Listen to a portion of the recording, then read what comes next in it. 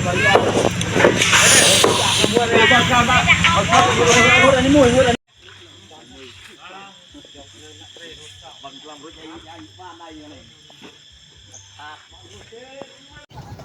ហើយក៏សួស្តីអ្នកមើលទាំងអស់គ្នាថ្ងៃនេះឃើញក្បាលវីដេអូហើយតើខ្ញុំត្រូវទៅណាថ្ងៃនេះគឺជាថ្ងៃដែលខ្ញុំទៅធ្វើរោងវេទិកានៅឯសក្រូនអ្នកគ្នាគឺក្បាលវីដេអូមើលទៅគឺកំឡុងបន្លោះសុតហ្មងហើយរៀបនឹងយើងរើទៅធ្វើរោងវេទិកានៅសក្រូនរំថោននឹងយើងត្រូវតែរើដបកោដកអីទៅអ្នកគ្នាគឺដបកោយកគ្នាយកអីទៅធ្វើនៅវត្តសក្រូនអញ្ចឹងណាឥឡូវចេញណាដល់វត្តចលែងអ្នកគ្នាហ្នឹងហើយវីដេអូនេះមិនសិនអ្នកចលែងអ្នកឲ្យឃើញវីដេអូឲ្យកុំភ្លេចជួយដងកុំភ្លេចជួយ share ចលែងអ្នកមើលផងព្រៃហើយអ្នកកំពុងមើលវីដេអូនេះទាំងអស់ដែលចិត្តឆ្ងាយអញ្ចឹងកុំភ្លេចមកលេងរំថោនខាងភូមិខ្ញុំរំផងអញ្ចឹងមកមើលខាងភូមិខ្ញុំរំអញ្ចឹងគឺខាងភូមិថ្មីអញ្ចឹងតែរំស្អាតអញ្ចឹងចង់មើលអស់គ្នាបន្ទាប់ពីខ្ញុំនិយាយខុសចំណុចត្រង់ណាអីកុំប្រកែកកម្មទឹកដៃស្ពាកលាអញ្ចឹង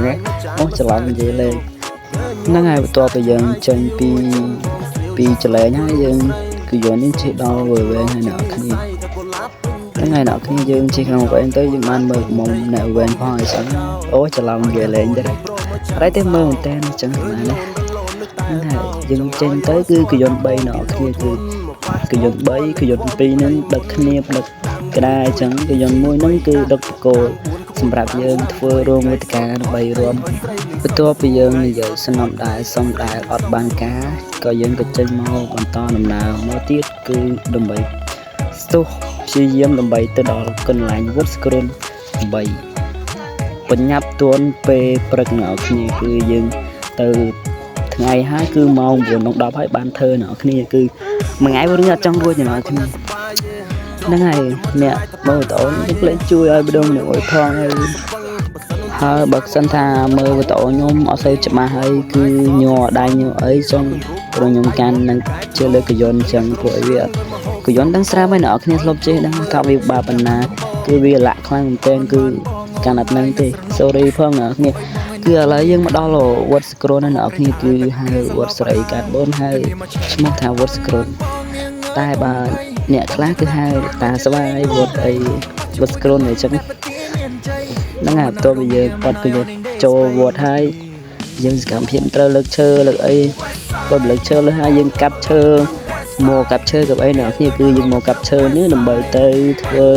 បង្កាន់ដៃគឺបាំងរោងវេទិកាអ្នកគ្នាគឺមើលកំឡុងអ្នកគ្នាហើយបើសិនតែឃើញម្លោះហើយបន្ទាប់ពីយើងបាយវត្តថ្ងៃត្រង់ដូចហើយយើងក៏សម្រក់បាយតិចយើងក៏ចាប់ដើមចេញដំណើរធ្វើទៀតតទៀតយើងទៅអ្នកគ្នាគឺឆាប់ធ្វើរួចកាន់ទៅរួចអ្នកគ្នាព្រោះពីយើងធ្វើរួចហើយយើងវីដេអូនេះកាត់ទៅយើងថតពីដើមមកចឹងព្រោះវាវែងពេកឥឡូវយើងធ្វើរួចអ្នកគ្នាគឺម៉ោង 3 ជាងយើងត្រូវប្រឹកព្រៀងដើម្បីធ្វើរួចឆាប់បានមកផ្ទះអ្នកគ្នា